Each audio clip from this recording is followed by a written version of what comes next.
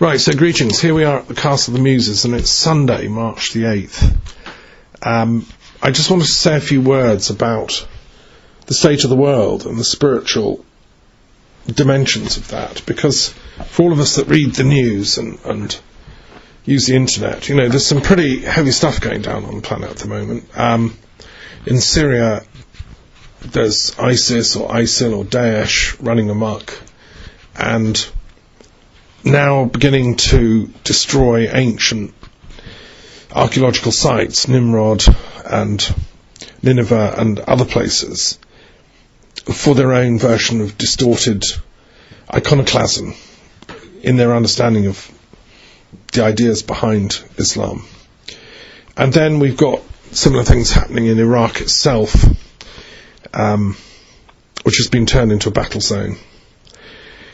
And we had the Israeli Prime Minister addressing the Congress of the USA, the joint houses, senators and congressmen, and effectively trying to flag up the dangers of Iran, and that America and NATO and so on should in effect realise that Iran is the worst enemy facing the West at the moment.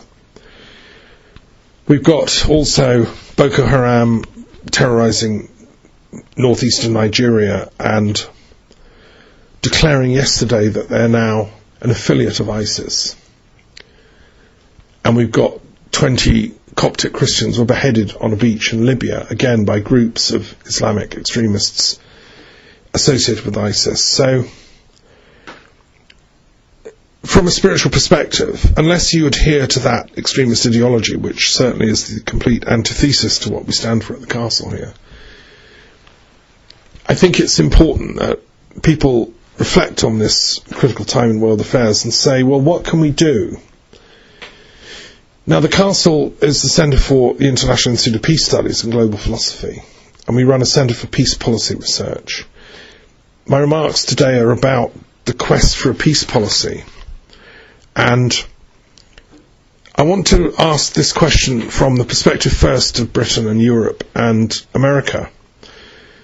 When British or European or American people see these horrors going on in Iraq and Syria and Libya and Nigeria, you know, in largely Muslim countries, where different groups of Muslims are fighting other groups of Muslims, and they're also terrorising Christians, non-Muslims, what should be the response of the West and of Europe, Britain and North America? I mean, obviously Britain, North America combined, we have enormous firepower and weapons and military force, and theoretically one could invade these people and force them to stop. We have absolute command of air power, we have unbelievably powerful missiles and weapons that could utterly destroy these people in probably a couple of days. That would be one response, and it's a very violent response. It was tried in Iraq with the invasion of Iraq in 2003. And actually that led to all the trouble. It led to the utter destruction and meltdown of Iraq as a culture and as a nation. And it was tried again in Libya when the West intervened militarily with bombing and thought it was doing a good thing. But that also led to the meltdown of Libya as a culture. So the military route has been tried and found wanting. And what I want to propose is that there is an alternative kind of response. Let's just for a moment ask the question from a slightly different angle. European culture, British culture and North America, historically for about 2,000 years has been a largely Christian civilization. In Britain we still have, you know, an established church, we still have some kind of Christian faith at the bedrock of our society. And Christ said, love your enemies. What did he mean by that? And could that be applied? Could Britain's foreign policy be actually based on love? I just want to look at that for a few seconds and see if that's possible. America was founded, obviously, the colonies of New England by American colonists from Britain largely, and who were mainly Christian. And most of the founding fathers of the states were some kind of deist Christian, people like Thomas Jefferson, George Washington, I've been to the church in New York where George Washington used to go, Trinity Church in downtown New York. So it's also fair to ask from an American perspective, what would a Christian peace policy look like? Now, a Christian response to the problems of the Middle East could be to say, well, it's great because the Muslims, who are the historic enemy of the Christians, are all killing each other. And why should we intervene? Why do we care about that? Let them kill each other. But that's obviously a horrendous response, and that's totally off the table. I think a much more mature response, based on love, would be to say that we should effectively be neutral in the huge civil war that's going on throughout the Muslim world between Sunni and Shia, not to mention other groups. Islam has been involved in this power battle for generations, for centuries. In fact, ever since Muhammad died, between the Shia and the Sunni Muslims. And for reasons that to a non-Muslim seem very perplexing, they seem to utterly hate each other and be prepared to kill each other in ways that make the hair stand on end. I'm going to propose a very radical foreign policy shift for the West from a Christian perspective. If we were to be true to our genuine roots, we should be saying to the people of the Middle East and Syria and Iraq and Afghanistan, wherever Islam has spread, that we should be trying to encourage and facilitating Shia and Sunni Muslims to come together in peace and harmony. Both of them have insights, both of them have great scholars, both of them have learned people on their camp. They have written commentaries on the Quran, they've written poetry, they've written tremendous theological works. Both Sunni and Shia philosophers over the centuries have been very wise. Why can't the West, why can't Britain as a foreign policy thing, be encouraging Sunnis and Shias in Syria, for example? Because the war in Syria is all about Sunnis and Shias going at each other. The same in Iraq, where the Shias tend to be in the ascendancy. They're fighting the Sunnis, who by and large are associating with ISIS. I think that both America, Britain and Europe should be making a peace policy shift in these regions and saying, look, it's in our interests that you guys should learn to live in peace with each other. We're sad that you're constantly fighting, and why can't we sponsor big interfaith peace conferences in Baghdad, in Damascus, in Cairo, in Tehran, instead of taking sides? At the moment, the West is playing off Sunni versus Shia. During the Iraq-Iran war, we sold weapons to Saddam, who was a Sunni, to go and bash the Shias who'd taken over in Iran. I think we should adopt a transcendental neutrality and say, actually, we're trying to help you guys resolve your problems and make peace. We should be sponsoring scholarship, we should be sponsoring students in academia throughout the Islamic world to really do their homework. Why can't Sunni scholars go and study with Shia scholars and vice versa? If they compared their hadith, if they compared their teachings, I think they'd find they have a lot more in common than they realise. They all trace back to the insights and revelations of the earliest levels of Islam. They could learn from each other. Iranians are amazing people, so are Arabians, so are the Saudis, so are the people from Qatar. To me, it's a broken mosaic, and the Middle East, really, if they could learn from each other, and I think it would be much better for Britain and America and Europe to say, we actually want to sponsor peace conferences where you come together, but as a precondition, you have to stop killing each other. You have to put your guns down. You have to make ceasefires. We have the diplomatic procedures. You can agree that. You can do it through the UN. And then we can really begin a 10, 20, 30-year period of peacemaking and healing, binding up the wounds. There have been so much killing. There are cities in Syria, Aleppo and Damascus, that are partly in ruins now. It's going to take decades to rebuild this. To me, a genuine Muslim on this planet now would be appalled at this split and this stupid civil war between Sunnis and Shias. What would Muhammad think if he came back? What would Christ think? They'd say, for God's sake, get your act together, make peace. That is the way of true Islam. And I would say that's also the way of true Christianity. And that, as someone here in the Castle of Muses near Iona, where St. Columba came from, he would be appalled at this, and he would say it's Britain's duty as a Christian nation to help our Muslim brothers in the Middle East and sisters to make peace. There's no more important job on the planet that we can be doing. Okay, next question, final question. Yeah, what about from an Israeli perspective? Netanyahu's going to America saying, effectively, let's bomb Iran while we can. They're getting nuclear bombs. Netanyahu and Israel seem to be wanting to turn Iran, which is a Shia superpower nation, into the next big enemy. And he wants the West to kind of ignore what ISIS are doing and say, no, Iran's the big enemy. And he's got about 20 different standing ovations from the American Assembled Congress. Well, with all due respect to Mr. Netanyahu and my Israeli friends, who I love dearly, and I've visited Israel many times, and I've had students from Israel come and visit the castle here, I would say that what is a Jewish peace policy going to look like from a Jewish perspective? And I've had many friends who've been rabbis.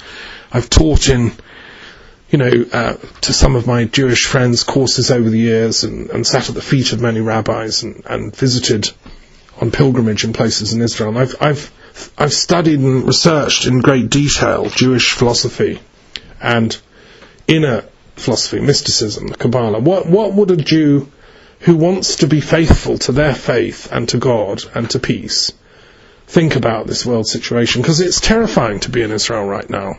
You don't know where the next bombs are going to come from. And of course, the temptation is to lash out first. The temptation is to say, well, the leaders of Iran are tweeting that they want to destroy Israel. So it's tempting to say, because of the Holocaust, well, we're not going to let that happen, so we'll lash out first and get them before they can get us. But with all due respect, I would say to my Israeli friends that this is not authentic Jewish ethics. The primary duty of the Jew is to be faithful to the wisdom, the revelation that they have received, to be faithful to the laws of Moses and Abraham and the prophets, to study and interpret the Torah and understand their innermost meaning. And that is also ultimately about peace and about reconciliation and about healing and about truth. The Jews obviously were given by God the right to defend themselves, as all people have. But the primary duty is to try and make peace with people. When Abraham went to meet Melchizedek, he didn't chop his head off and say, well, this guy's, he's, don't know who he is, he thinks he's ruling Jerusalem, I'm going to capture it and chop his head off. No, he gave him obeisance, recognition, and received in turn welcome and sacraments and bread and wine from Melchizedek. The authentic Jewish tradition is to live in peace with your neighbours. Abraham bought the cave from the Hittite who owned it so that he could have a place to bury himself and his wife, Sarah. He respected the people that owned the land of the Holy Land. He lived in harmony. And if you go back to the authentic spiritual teachings of Judaism, if you look at the Kabbalah at the time of Isaac Luria, the settlement of Safat, it was done with the permission of the Ottoman authorities. They encouraged Jews to settle in the Holy Land. The Ottoman Empire, although Muslim, was open to Jews living in its midst, and the same in the Spanish Andalusian culture, when Jews, Muslims lived in great harmony.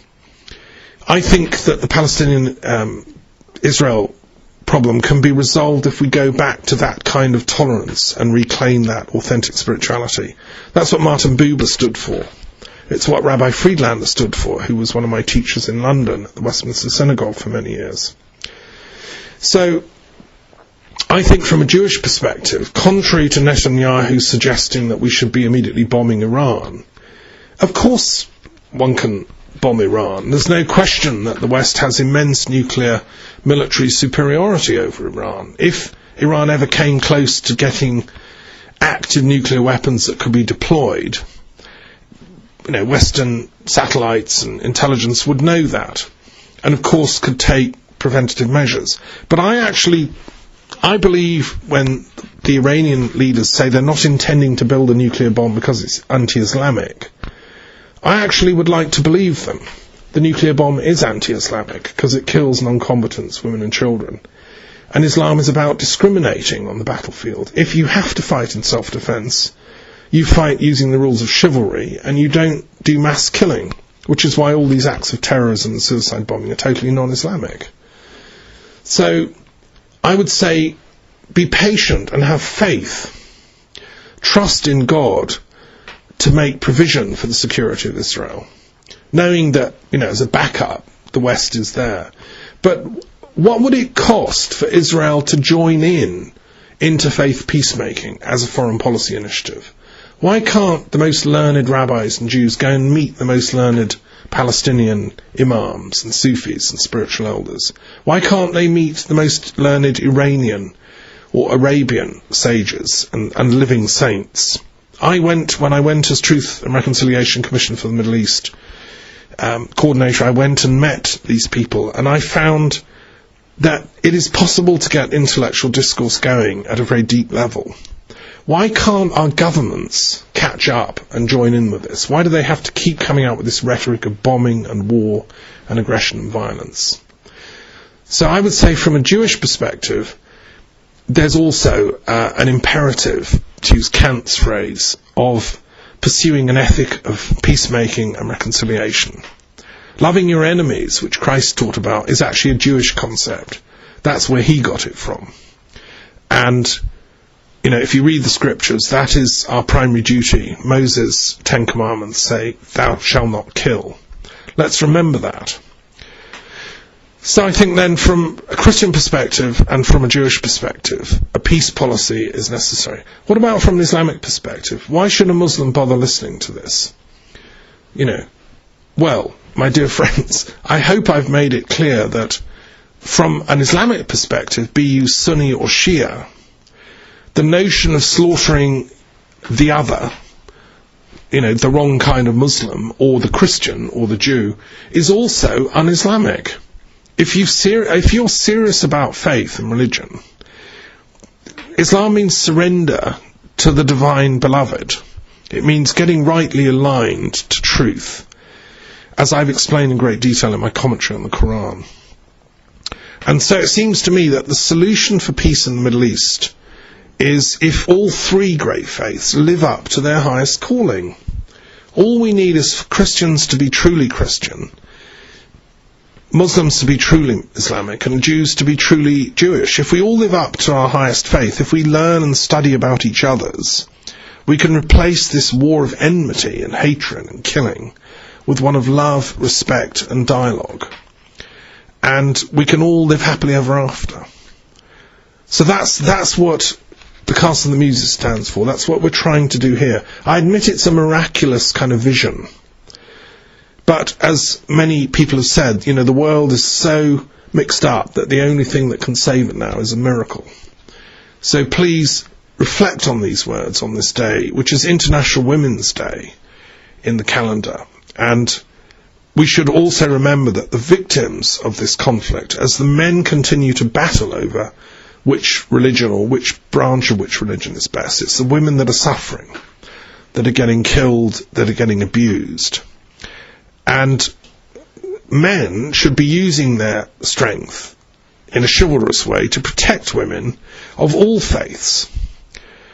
That surely is the highest law that Judaism, Islam and Christianity all teach at their best. So that's my appeal to the world on this International Women's Day.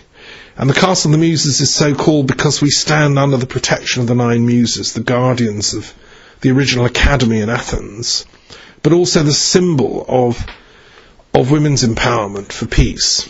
And I'm delighted there's a new centre in the LSE being set up for the academic study of peace, women and security, inspired by Angelina Jolie, the wife of Brad Pitt, and her work with William Hague, former foreign minister. So I wish that centre will flourish, and that my own institute can continue its work in its own way to try and stimulate thinking about alternatives to violence around the world, because we can't afford to go on as we are. Thank you.